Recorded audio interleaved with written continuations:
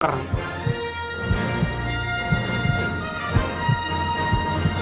tuh rem? Iya iya iya iya iya iya. Rem!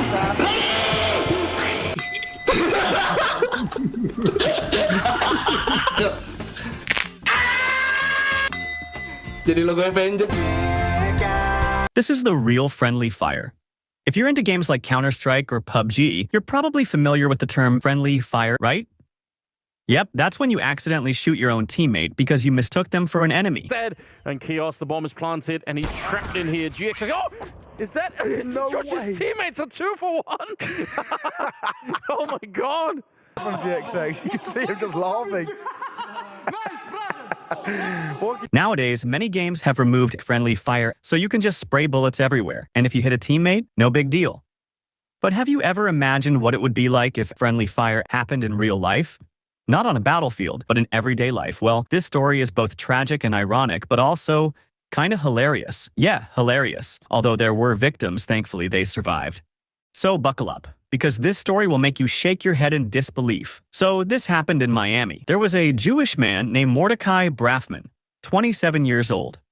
Now, Mordechai had a deep hatred for people he considered his enemies. But, plot twist, he ended up shooting people he actually supported. How? Well, listen closely. One night, around 9:30 p.m., Mordechai was driving his truck. Suddenly, he spotted 2 people he thought were Palestinians. Because of his prejudice against a certain group, he immediately assumed they were his enemies. No evidence, no clear reason, just pure bias. He got out of his truck armed with a semi-automatic handgun and bang, bang, bang, he fired 17 shots at a passing car. 17 times, guys. Not 1 or 2, but 17 times. In gaming terms, that's like spray and pray on a whole new level.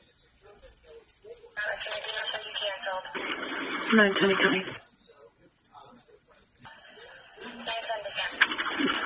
Now, the people he shot, turns out they weren't Palestinians like he thought. They were actually 2 tourists from Israel. Yes, Israel, the very country he supported. Talk about irony, right? Moore shot people who were technically on his side. Thankfully, both victims survived. One was hit in the left shoulder, and the other was grazed on the forearm. They were lucky because the car was moving, so the shots weren't accurate. Imagine if they had stopped or weren't moving. This story could have been way more tragic. When Moore was arrested, he was actually proud. Yeah, proud.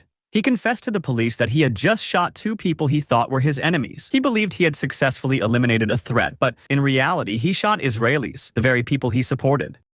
Mr. Brafman, just so you know, your attorney is present here in court with me. Also let him know, please, Your Honor, that his father is also present. Mr. Brafman, I'm asking that you remain silent and let me... So, he ended up shooting the people he was supposed to defend. Hilarious, right? But also terrifying. In court, Moore even told the judge, I admitted it. I succeeded. Cool, right? Meanwhile, the people he shot were the wrong targets. He didn't realize he had just shot the people he was supposed to back. And here's the kicker. After the incident, the victims posted on social media, blaming the people they hated instead. So instead of blaming Moore for shooting them, they blamed another group. This is just a never-ending cycle of hatred. Now, there are 2 important lessons we can take from this story. First is incredibly dangerous. Blind hatred and fanaticism can make people do irrational things. Moore immediately judged these 2 people as his enemies just because he thought they were from a certain group. But in reality, they were people he should have been supporting. This is a perfect example of how blind hatred can make people lose their common sense. Second, and this is equally important, is the issue of gun ownership in United States. There's something called the Second Amendment, which gives citizens the right to bear arms. But look at what happens as a result. People can just start shooting because they have easy access to guns. Moore wasn't a criminal, not a thief, not a robber. He was just an ordinary guy with a lot of hate and, coincidentally, a gun. And the result? 17 bullets fired, nearly killing 2 people. Imagine, 17 bullets are extremely dangerous. Not to mention if ricocheted, they could have hit anyone. Thankfully, the victims only suffered injuries. But this really shows how dangerous it is when guns are so easily accessible. Some people argue we need guns to protect ourselves from bad people who have guns. But in reality, the more people have guns, the higher the chance that someone will misuse them. It doesn't make people safer. It makes things more chaotic. So guys, this story is both ironic and tragic, but it also serves as a lesson for all of us. Don't let blind hatred control your mind. And equally important, we need to rethink the importance of strict gun regulations. Because when guns are so easily accessible, all it leads to is chaos. And that's the story of friendly fire.